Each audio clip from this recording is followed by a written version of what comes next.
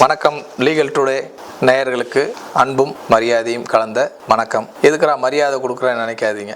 இன்னைக்கு சட்ட சம்பந்தமான விஷயத்தை தெரிஞ்சுக்கணுன்ற ஒரு ஆர்வம் எல்லார்ட்டையும் இருக்கு. அதை நம்ம மதிக்கணும். சாமானியருக்கும் சட்ட அறிவுங்கிறது தான் நம்மளுடைய நோக்கம். சாமானியருக்கும் சட்ட அறிவுனா ஒவ்வொரு தனி மனிதனும் சட்டம் குறித்து தெரிஞ்சிருக்கணும். என்ன காரணம்னா சட்டம் தெரியாம நடக்கிறதுனால தான் பல்வேறு சம்பவங்கள் நடக்குது. இப்போ ஒரு வழக்கு தாக்கல் பண்றாங்கன்னா அந்த வழக்கோடைய முகாந்தரங்கள் பல்வேறு இருக்கும். ஆனால் காவல்துறையும் பத்திரிகையாளரும் ஒரு தகவலை சொல்லுவோம். எப்படி சொல்லுவோம்? பெரிய கொலைக்காரன் கைது பண்ணப்பட்டிருக்கான்ட்டு. அவன் போனால் பூச்சி பிடிக்கிறவனா இருப்பேன் சொல்றது தான். பத்திரிகையாளர்கள் ஒரு விஷயத்தை பெருசாக்குவாங்க. அது காவல்துறை சொல்றது ஒரு விதமா இருக்கும். பத்திரிகைகளில் பிரம்மாண்டமாக வெளிப்படுத்தப்பட்ட குற்றவாளிகள் தண்டிக்கப்பட்டிருக்கிறாங்களா அப்படின்னா 150% கூட தண்டிக்கப்படலை. ஒரு சிலர் மட்டும்தான் தண்டிக்கப்பட்டிருக்கிறாங்க. உதாரணமாக பல்வேறு வழக்குகள் இருக்கு. இனி நம்ம பொள்ளாச்சி சம்பவம் இந்த மாதிரி நிறைய சொல்லிக்கிட்டே போகலாம். ஆனா இந்த வழக்குகளுடைய நிலுவை நடந்துகிட்டே இருக்குது இல்லையா? அது நடந்ததா, சொன்ன செயல்கள் சொன்ன மாதிரி செய்து முடிக்கப்பட்டதா அப்படிங்கிறத நம்ம சொல்ல போறோம். அதாவது என்னுடைய வழக்கறிஞர் தொழில் அனுபவத்துல நான் பார்த்த வகையில காவல்துறையினர் 99.9% குற்றவாளிகளை சரியா தான் பிடிக்கிறாங்க. ஆனா எங்கெல்லாம் கோட்டை விடுறாங்க அப்படிங்கறத வழக்கறிஞர்களுடைய திறன். சம்பவங்கள் நடந்த நேரம் குறிப்பிட்ட மாதிரி குறிப்பிட்ட இடத்துல நடந்ததா, குறிப்பிட்ட மாதிரி செஞ்சாங்களா, இவங்களுடைய புலனாய்வுல எவ்வளவு விஷயங்கள் உள்ளார போனுச்சு, இதெல்லாம் பெரிய பெரிய விஷயங்கள் எல்லாம் அந்த இடத்துல கோட்டை விட்டுட்டாங்க. ஆனா இப்ப இருக்கிற காவல்துறை அதிகாரிகள் பெரும்பாலானவர்கள் படித்தவர்கள், இளைஞர்களா இருக்கிறதுனாலையும் அவங்களுக்கு சட்ட தெளிவும் இருக்கு.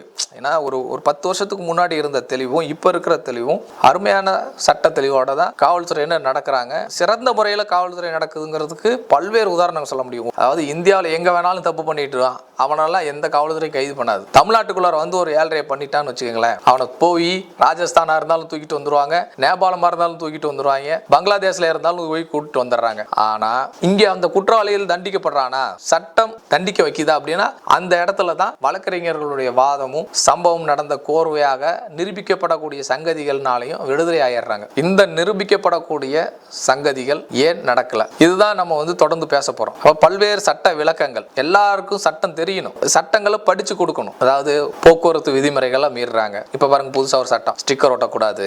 அது எத்தனை நாளைக்கு இருக்கும்? ஹெல்மெட் போடணும், எத்தனை நாளைக்கு இருக்கும்? கோயம்புத்தூர், சென்னை போன்ற பெருநகரங்கள்ல இந்த ஹெல்மெட் விதிமுறை நடைமுறையில் இருக்கு. இந்த இருந்து தாண்டி ஈரோடு தாண்டி வேலூர் போயிட்டு சேலம் போயிட்டோம்னா ஒரு பயிலும் ஹெல்மெட்டை போடுறது இல்லை. அதுவும் இப்போ இந்த வேலூர் இந்த பக்கம்லாம் போனீங்கன்னா யாருமே ஹெல்மெட் போடுறதில்ல. 3 பேரா தான் போறாங்க. இதை நடைமுறைப்படுத்த முடியுதா? அங்கெல்லாம் ஃபைன் போட முடியுமா? இந்த பக்கம் உடுமலை தாண்டிட்டோம்னா யாரும் அந்த சட்டத்தை மதிக்கிறதே கிடையாது. நம்ம தமிழ்நாடு முழுக்க சுற்றி வரும்போது பார்க்குறோம் ஹெல்மெட் போடுறதே இல்லை. அப்ப யாருக்கெல்லாம் ஹெல்மெட் போடணுன்ற விதிமுறை ஏன் இதையே நடைமுறைப்படுத்த முடியல? காவல்துறை எண்ணிக்கை முழுமையா இருக்கா? சிறப்பு பந்தோபஸ்து, எலெக்ஷன் டியூட்டி, இந்த ஒரு மாசமா காவல் நிலையமே ஸ்தம்பிச்சு போயிருச்சு. அப்போ காவல்துறையோட எண்ணிக்கையை அதிகப்படுத்தணும், இல்லைன்னா சட்டத்தை நீங்க நிறைவேற்றவே முடியாது. இப்ப பல்வேறு பிரச்சனைகளை நம்ம தொடர்ந்து பேச போறோம். காவல்துறை எப்படி ஒரு பப்ளிக் ப்ராசிக்யூட்டர் வச்சிருக்காங்களோ அதே மாதிரி சிறந்த சட்ட வல்லுநர்களை வச்சு வழக்க கொண்டு போனா மட்டும்தான் ஜெயிக்கவே முடியுங்கிறத நம்ம தொடர்ந்து சொல்ல போறோம். பல்வேறு வழக்குகள், அந்த வழக்குகளை இப்போ இன்னைக்கு கைது செய்யப்பட்டிருக்கிற சவுக்கு சங்கர், இந்த சவுக்கு சங்கர் அடுத்தடுத்து வழக்குகளில் கைது செய்து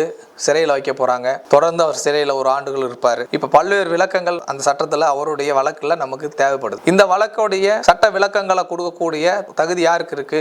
நடுநிலையாளரா பேசக்கூடிய யாருக்கும் கிடையாது. அவருக்கு ஆதரவா பேசக்கூடியவங்களுக்கும் கிடையாது. எதிராக பேசக்கூடியவங்களும் சொல்ல முடியாது. அத்தனை விளக்கங்களும் சவுக்கு சங்கர் தான் சொல்லணும், இல்லைன்னா சவுக்கு சங்கருடைய வழக்கறிஞர் சொல்லணும். இது குறித்து, இந்த குற்றங்கள் குறித்து, இந்த புகார்கள் குறித்து சவுக்கு சங்கர் என்ன விளக்கம் கொடுக்க போறாரு நல்லா தெரிஞ்சுக்கங்க. அவர் கொடுக்க முடியுமா? முடியாது. ஏன்னா அவர் இப்போது சிறைவாசி ஆயிட்டார். அவர் கண்டிப்பா கொடுக்க முடியாது. அப்போ இந்த விளக்கங்கள் கொடுக்க வேண்டிய அதிகாரம் உடனே சொல்லுவாங்க, சார் நீதிமன்றத்துல வழக்கு இருக்குங்க, வழக்கு குறித்து எதுவுமே பேசக்கூடாதுங்க அப்படின்ட்டு. வழக்கு குறித்து ஏன் பேசக்கூடாது? ஒப்புதல் வாக்குமூலம் கொடுக்கக்கூடிய நபர்கள் அவர் வழக்கு குறித்து பேசலாமே. ஐயோ, நீதிமன்றத்துல இருக்க வழக்கு குறித்து பேசக்கூடாது அப்படி என்ன? அப்படி யார் சொல்றா? வெளியில தான் நேற்று நான் ஸ்டாலின் குடும்பத்தை எதிர்த்து பேசினேன், அதனால தண்டிக்கப்படுறேன் அப்படின்றாரு. அது மாதிரி அது அவருடைய கருத்துக்களை பதிவிடக்கூடிய வாய்ப்பை நிச்சயமாக காவல்துறை கொடுக்கணும். ஏன்னா பல்வேறு வகையில அவர் காவல்துறையை குற்றம் சாட்டி இருக்கிறார். இப்போ அவர் செய்தது மன்னிக்க முடியாத தவறான வார்த்தைகளால் காவல்துறையினரை பேசியிருக்கிறது மக்கள் மத்தியிலேயே அவருக்கு மிகப்பெரிய அவப்பெயரை உண்டாக்கி இருக்கு. அதே சமயம் பல்வேறு தவறான பொய் வழக்குகளை போட்டா அது அப்படியே பேக் ஃபயர் ஆயிரும். அரசாங்கம் பழி வாங்குது, அவர் கஞ்சா குடிப்பாரு அப்படின்னு எல்லாரும் சொல்லிட்டு இருந்திருக்கிறாங்க. உண்மையாலுமே அவர் கஞ்சா வச்சிருந்தாராங்கிறது அடுத்தது. தொடர்ச்சியா இருக்கிற அந்த 40 வழக்குகளுக்கும் அவர் விளக்கம் சொல்லியே ஆகணும். அவர் விடுதலை ஆகுங்கிறது ரொம்ப ரிஸ்க் தான். ஆனா அதே சமயம் அவர்கிட்ட விளக்கம் பெற நம்ம முயற்சி பண்ண போறோம். நன்றி.